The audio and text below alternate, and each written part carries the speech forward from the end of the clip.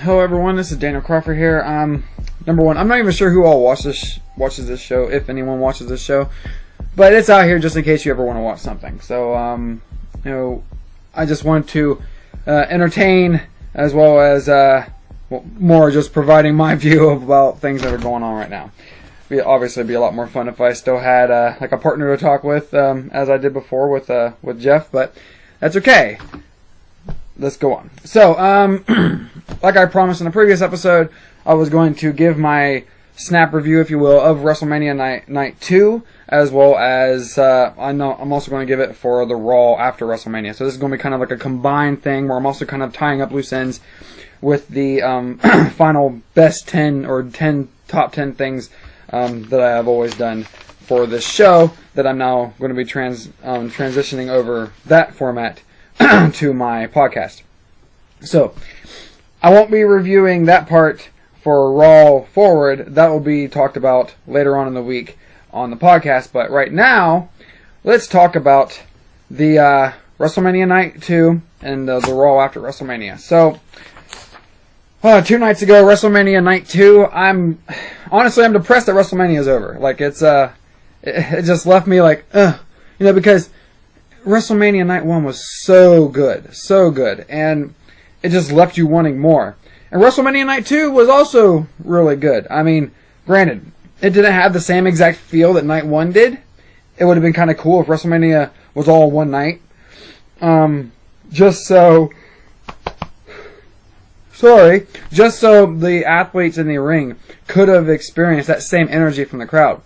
I think after they had used or expelled so much energy in Night 1, I think the audience was a little bit exhausted. But Night 1 kicked off with The Fiend versus Randy Orton.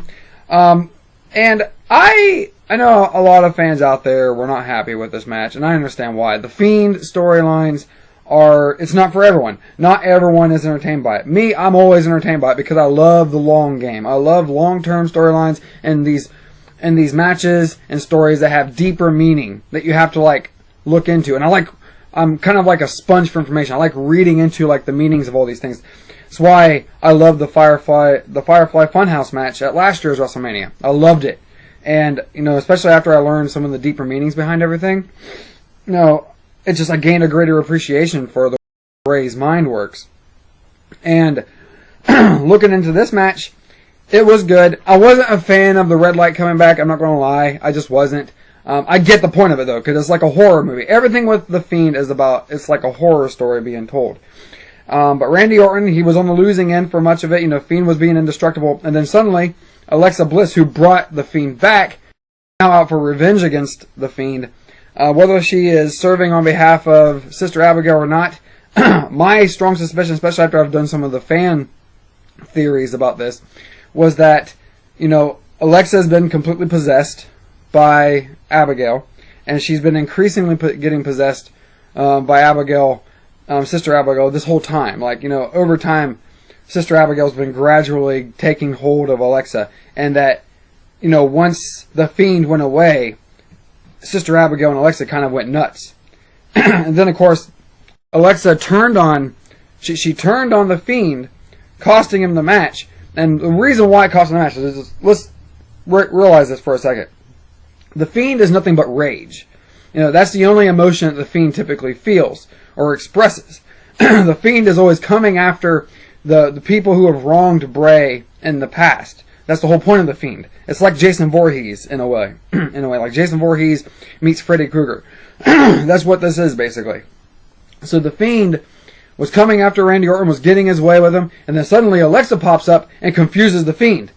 And, she's black ooze pouring out of her head, at least it's supposed to be, and she's reaching out towards the Fiend, and the Fiend has an emotional connection with Alexa, who you're led to think, at least according to fan theories, and I think it's true, that the Fiend thinks he's seeing Sister Abigail. And that you're probably seeing a partial connection with Sister Abigail.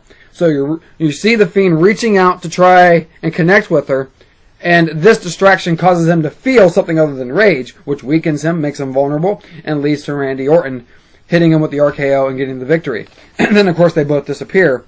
at the end of the match. The fans weren't happy with this, but I thought it was cool because now we're going to see what the next phase is going to be. I'll get more into what happened on Raw here in a second about that. But either way, at the end of the day, you think like it's just great storytelling. I don't care what anyone thinks. Yes, like they ended the story between The Fiend and Randy Orton at WrestleMania. So they resolved that part. It's just now the story is with Alexa and Abigail and The Fiend. So, like I said, I'll get more into that in a second because there's more to this that we saw on Raw. Following that, we saw Nia Jax, Shayna Baszler retain their tag team championships against Natalya and Tamina. Now, if I had booked this, I think I would have booked Natalya and Tamina to win. However, Nia and Shayna are so good as tag team champions that, I don't blame them for not giving the belts to Tamina and Natty. Sorry, I got mucus buildup. So, following that, we see a great video package for Kevin Owens and Sami Zayn. They have an excellent match, a very good contender for match of the night. They really deliver, they over-deliver here, and Kevin Owens wins. I mean, poor Sammy. Poor Sammy. Sammy is, he's now reeling from this loss to Kevin Owens, so I don't know where he goes from here, but knowing him, he's going to be great, continuing to be great going on. Then we see Sheamus defeating Riddle for the United States Championship. This was another fun match. I really enjoyed it. Ended with a brogue kick to Riddle as Riddle was in mid-moonsault, and it was pretty cool. I definitely enjoyed that. And, I wanted Riddle to win, but Sheamus, he works too. Then we see Big E losing the Intercontinental Championship to Apollo. Both mid-card championships change hands back-to-back. And this was surprising, but Dabba-Kato returned on behalf of Apollo Crews. For some reason, the commentators were confused as to who Dabba-Kato was, even though he was drafted just a few months ago over to Raw. But Dabba-Kato came in, helped Apollo Crews win, and that's where we're going now. So an Intercontinental Championship has changed hands, and I'm happy for Apollo. I'm so sorry. Following that, we see the Raw Women's Championship. Asuka defending against Rhea Ripley. Rhea winning the championship after a really good match. It was something that I thoroughly enjoyed. I accidentally marked that Asuka won for some reason, but Rhea, I really enjoy. Like, she's absolutely one of my favorites in the industry, and I absolutely am happy about her winning this.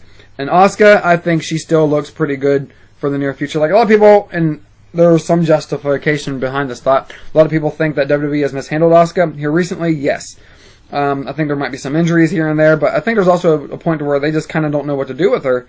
And storyline-wise, like, it really worked between her and Rhea, but other than a feud between her and between Asuka and Shayna, I'm not sure what else they can do at this moment. I would love to see an extended feud between Asuka and Shayna. That'd be cool, but it doesn't seem like we're going in that direction. So we move on there from Rhea Ripley with a great matchup here. Moving on, and then we have this fantastic main event with Roman, Edge, and Daniel Bryan. Like, they did so many great things during this match. So many awesome spots that I really enjoyed. I can't say enough good things about this match. It was great. It was really fun. And honestly, I'm just happy guys as they delivered, they over-delivered, and Roman Reigns fulfilled his prediction and retained his Universal Championship. But God, it was such a great ride on the way through. Like, I'm so sad that it's over. But but yeah, a great match, and congratulations to Roman Reigns for continuing to be champion and deserving it. So the Raw after WrestleMania. So the Raw after WrestleMania was good. It wasn't a perfect 10, but it was good. But at the same time, while it was still good, it was probably one of the better Raws that we've seen in a while, at least that I've seen in a while. It was kind of underwhelming at the same time, only because the only really big returns that we got the return of the Viking Raiders, which I was really happy for, and we also saw Charlotte return after like a few weeks in her hiatus. So Charlotte here, she's, I like the turn she's taken. She's saying, she is the opportunity. She doesn't take away opportunity. She is the opportunity. she's all bitter because she missed out on WrestleMania, but then that's fine. Something tells me that they could have written like a triple threat story for her, but there's too many triple threats in one night. So either way, I thought this was, like I said, a really good Raw. Started off with Lashley taking on Riddle. Lashley, of course, defeated Riddle after a decent match. Following that, we saw the Viking Raiders return, and the Raiders defeated Cedric Alexander and Shelton Benjamin. It seems like they're trying to rebuild up their tag team divisions, and I'm happy to see that they need to do that, and it looks like they're going in the right direction for that. Kind of getting like a 90s feel, early 90s feel for the tag division right now. They're starting to get there. Saw the Charlotte promo. The Raw Women's Championship was, there was a rematch. Asuka was trying to regain it, and then Charlotte interfered, costing both women the match, making it basically a no contest. And then, of course, she beat up both of them, standing tall at the end of the day. So Miz and Morrison had an episode of Miz TV with Maurice, which was really awesome. I always like seeing Maurice. And Morrison was just freaking funny during all of this. Both the backstage segment before they went to the commercial break, and then after they came back with Miz TV, Morrison's like trying to stay in the picture, and it's like Miz and Maurice are trying to ignore him. I freaking love it. But then, of course, Damian Priest came down, because Miz and Morrison were claiming that they made Bad Bunny a star. Then they had a handicap match with Damian Priest versus Miz and Morrison. Miz cheated to win with the help of Maurice. And so, yeah, I mean, Priest looked really good still, and Miz and Morrison's kind of saving face from WrestleMania. Then we saw Shayna Baszler and Nia Jax in an interview. This, of course, was disrupted by Mandy Rose. And my God, what's her name? Dana Brooke, sorry. So this was followed by a match, was okay, kind of short for my liking, but it was decent. Like, it was an okay. But the problem was that I had with it, not only, like, took off like a half point from the match because of its length. And, like, it wasn't terrible, but it felt like it abruptly ended. But the way that it ended also kind of irritated me with, and Mandy Rose intentionally getting counted out because they said it wasn't worth experiencing the rage of Nia Jax, who kept having botches or slips and falls throughout the match. Obviously, it was kind of staged, trying to help turn the focus off of Mandy Rose. It's obvious that it's staged, but it's okay. At least I think. So, MVP promo, then you saw Drew, then you saw Braun Strowman, then you saw Orton, then you saw Pierce having a triple threat match for the main event to determine who Bobby Lashley's next opponent will be at WrestleMania Backlash. By the way, I hate that name. I should just call it Backlash. I mean, that was the whole point. That Backlash was the backlash from WrestleMania. But whatever. So moving on. They, of course, in the past have also done Backlash as the Backlash to SummerSlam, but I prefer it as the Backlash to WrestleMania. It makes more sense. Drew and Braun were in the back, kind of like showing like, ooh, I'm better, but Drew McIntyre, of course, saying he's going to go right through Braun to get back to the championship, and Braun, of course, responding in kind. Saying that this is an opportunity for him and that Drew is standing in his way. We then saw the New Day taking on Jackson Ryker and Elias. I've been trying to avoid yawning. I hate doing this. Like, every time I get talking a whole lot, I start yawning, and it's so annoying. But the New Day defeated Ryker and Elias. And unfortunately, we didn't see AJ Styles or Omos in this show, and it makes me sad. Like, I wanted to see them, and I was really happy for both of them, especially Omos for winning it on his debut. But this was a good match, so I had to give it a 10. So, decent segment. New Day always entertains me. It's never a fail. Orton gave a really good promo about how he's getting back to what's important for him. Then after that, we saw, we basically see Alexa Bliss after that. I forgot to take note of that for some stupid reason, but we saw Alexa Bliss, we saw her earlier in the show, that she never needed the darkness to unleash this part of herself. And it's like, Alexa is still dark, and she introduces a character named Lily. I suspect that Lily, this is just my suspicion, that Lily is a connection between Alexa and Sister Abigail. That's what I think. That Lily is that connection. That Lily is like a haunted doll. It's sort of an extension of the possession of Alexa Bliss through Sister Abigail. And of course, this is just going to wreak havoc on the women's division. But Bray and Alexa are kind of like going their separate ways here, it looks like. However, like I'm going to get into what we just saw on the Firefly Funhouse as well. Alexa explaining that she didn't need the darkness, how she was kind of left behind by Bray, and that she realized that she didn't need him, basically, and that's why she turned on him. But I do suspect that there's still that underlining story of Sister Abigail wanted revenge on Bray. That she's never, like, when you watch all the Firefly Funhouse episodes, you notice that that Sister Abigail's never happy. And she's always in pain. How she and Bray argue and stuff. And like this whole thing that happened, I think allowed Sister Abigail to possess Alexa Bliss. And that was also an extension of what I've read in fan theories as well. So that's just not entirely, obviously that's nowhere near entirely credited to me for thinking about this. But that's just what it seems like. I just love these deeper stories. I just do. So I eat all this stuff up. And then we saw, obviously, the Firefly Funhouse. It's being reborn. And Bray Wyatt has come out and said that, he's going to be a bigger and better Bray and all this, and that the Firefly Funhouse is going to be bigger and better, and everyone's all excited. But the one person who's not excited about anything, who was just more or less cussing about Alexa, is Sister Abigail. She's like, oh, good riddance, and she's saying, she was just cussing and everything, kind of being a rebel. But she's saying, we don't need her, stuff like that she never liked her. Like, I don't know, I think she's like projecting, or not projecting, but she's like deflecting, rather. So, I don't know, it's interesting. We could all be wildly wrong about this fan theory regarding Sister Abigail possessing Alexa, but I still strongly think it's true. And I think that the way Sister Abigail responded to all of this stuff further indicates that it could be true. And then, of course, we have our great main event, another great triple threat. Drew McIntyre beats Braun Strowman and Randy Orton to become the new #1 contender again, which is awesome because I want to see Drew become champion again for the third time here. But this, of course, was followed up by MVP having T-Bar and Mace, formerly of Retribution, attacking Drew. Yeah, the Hurt Business's contract, it was like contracting out their business, if you will. So, yeah, that was good stuff on Raw and the Raw after WrestleMania and WrestleMania Night 2. Just great stuff. So let me just wrap this up with me tying up those loose ends I was talking about with that top 10. So let's just get right through it here. Best match of the week. And that week means from Raw last week, for April 5th, up through WrestleMania Night 2. All of that, I think the best match of the entire week. And it's hard because TakeOver had some really amazing matches.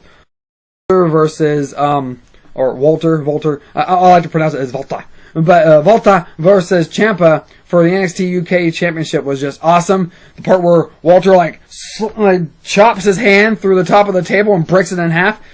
I don't even think that was planned, but it was pretty awesome. But so that was great. The NXT Championship match was great. There's so many good matches. Like there wasn't a single bad match or bad story told on either night of TakeOver. I loved all of it.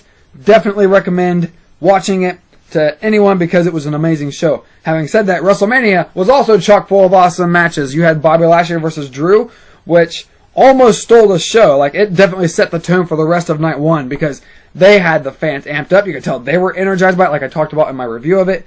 Just great stuff. You also had Cesaro versus Seth, which was also awesome. Kevin Owens versus Sami Zayn on night 2 was amazing. And, of course, the triple threat main event. I mean, I can't even forget to say Sasha Banks versus Bianca, an amazing main event for WrestleMania Night 1. They definitely set a standard as well. That cracking of the whip sound, like people say, oh, it's fake. I don't think it was that fake because that sound could have very well, it sounded like it was real to me. And the way they had that welt on Sasha, and they didn't have time to do makeup as fans were watching. That was real pain right there. And yes, I know wrestling is choreographed and all that, and that it's scripted. However, there's moments that are real, and that was real. Like, ow. But still, that was a great match, and Rhea versus Asuka was a great match. I also liked the tag team turmoil. I mean, it wasn't great, but it was okay. It was good. But the best match of the entire week was Edge, Roman, and Bryan for a number of reasons. The action was very quick paced, almost never ending. Everything just tied in together perfectly. And the story, that epic story of everything. I mean, how you have this constant action, how each man is determined to stand on top and be the absolute best, even if it's just for one last time. And Roman robs us all of us, of our dreams. And that's the way it should have been. If it wasn't going to be Daniel Bryan winning, granted, a lot of people wanted Edge to win. Heck, I even wanted Edge to win. But the fact of the matter is Edge was turning into an anti-hero, but creeping more and more over towards the heel mentality. With that in mind, Edge had no business winning when there was another established heel in the Universal Champion Roman Reigns. And Daniel Bryan, you can tell half the crowd was not wanting Daniel Bryan to win because they were wanting Edge to win. So that crowd was split. It was an Edge and Daniel Bryan crowd. They had it split. Mostly leaning towards Edge, understandably so. But at the end of the day, I don't think Vince wants another part-time champion at the moment. Or I don't think he wants a part-time champion at the moment. Which is why, in my opinion, it was the best booking decision to make Roman Reigns continue to conquer and reign as the head of the table, if you will. So, great, amazing match. Probably my favorite spot, obviously. I think a lot of people's favorite spot was the bar. That bar from the chair that was broken. Right in Roman by Edge as he's pulling back in like a crossface, and then Daniel Bryan joins them, and those two fighting over who's going to get the best of Edge and poor Roman, best of Roman, and poor Roman's like sitting there, just like getting tortured, like, oh my God, my best friend and I, Jeff, we were like, oh, and Jeff sent me a message saying, oh, poor Roman, and I agree, poor Roman, his freaking mouth, I wouldn't be surprised if it's like taped or something when it comes to SmackDown, but great match. So best backstage moment of the week, I think, has to go to RVD and Riddle finally meeting the two potheads of the industry. Just, it was such a perfect moment. Like this, my friend Jeff said, my life is now complete after he saw that, like, cause it was just great. And then RVD handing his rolling papers over to Riddle. Just fantastic. Loved it. Best show of the week. How could there be any denying WrestleMania was the best show of the week? Both nights combined, nothing can touch it. And right now, I don't see how any other promotion can outdo WrestleMania. It's not going to happen. It can't happen. It's not possible. So WrestleMania, amazing. It's picture perfect. Chef's kiss moment. Like, the only way it could have been better is if Becky Lynch showed up. That's it. That's the only way it could have been better. But anyways, best heel of the week. I don't see how you can choose anyone else other than Roman. I don't think you can. Roman Reigns, he owns this. He is the top dog. He is the head of the table. How can you top Roman Reigns? Roman Reigns is number one in this industry right now. And I don't see how anyone could ever disagree with that. Period. It's just Roman rules the roost, if you will. So, I can't see, Orton is the only one who even slightly comes close, but Roman Reigns is so many leagues ahead of everyone on this, the way he's been the head of the table personality. I don't see how you can beat him. Of course, the fire story of the week. How could I not say Edge, Roman, and Daniel Bryan? It just steals that show. It becomes the center of your attention. And I know there were some people who were hoping that the Sasha versus Bianca was going to be the main event in the entire show. I don't see how that could have worked when you had that story of Roman, Daniel Bryan, and Edge going into WrestleMania. There was just no way that any other match could top it as the main event. Period. The story was it was there. So then we see the new or top star of the week. I want to say it was Rhea and Bianca combined. Yes, Roman Reigns won, had the best story of the week, in my opinion. Had the best match of the week. But the people made as stars or solidified as stars, Rhea and Bianca. There's just no denying it. They definitely conquered the entire week in wrestling.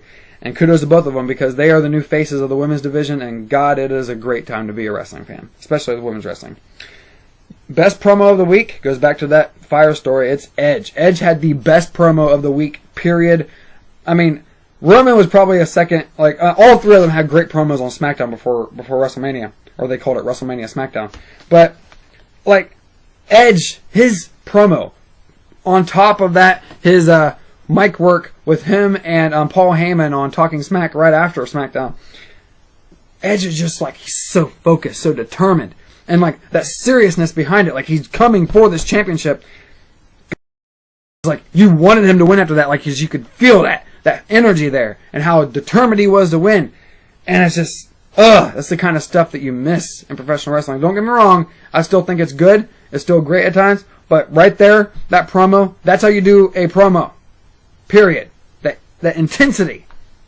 If everyone in WWE could learn how to do a promo without having to be scripted, because this is what my theory is. The scripting, and I know there's an actual reason that Vince has for it. It's pretty documented. But at the end of the day, you notice there are some superstars who are allowed to do unscripted promos and unscripted interviews. It's because they're trusted. Vince knows that they can do their job and that they can do it effectively. So there are still a few in there. You can tell that Kevin Owens is largely unscripted. At least it appears to be so, because he doesn't seem to be following a specific pattern. I think Rhea will get back to a point where she can do unscripted promos and stuff. Like, she's still relatively unscripted, but like her interview on Raw was pretty scripted. But Edge sets the standard. I think everyone just should watch him. Favorite commentator of the week. So this wasn't even on WrestleMania. It was on TakeOver. Wade Barrett just continues to be one of my favorite parts of wrestling in general right now. And like his commentary, the way he's into it, like he does the heel commentary like perfectly. Corey Graves is always one of my favorites as well, but this week I think Wade kind of owned it. This week in wrestling history, April 13th, 1997, the first ever ECW pay-per-view. Such a great moment. I remember as a kid watching as we discovered ECW in late 96, because we were just flipping through channels and like, oh, what's this? It's like wrestling porn almost. So had ECW advertising for their first pay-per-view. Part of this build towards their first pay-per-view was them invading WWE in early 97. A lot of wrestling fans forget about that, but I remember watching it because I thought it was awesome, because we watched these guys on ECW on a separate channel, and suddenly they're showing up on WWE. We're like, it was awesome to watch.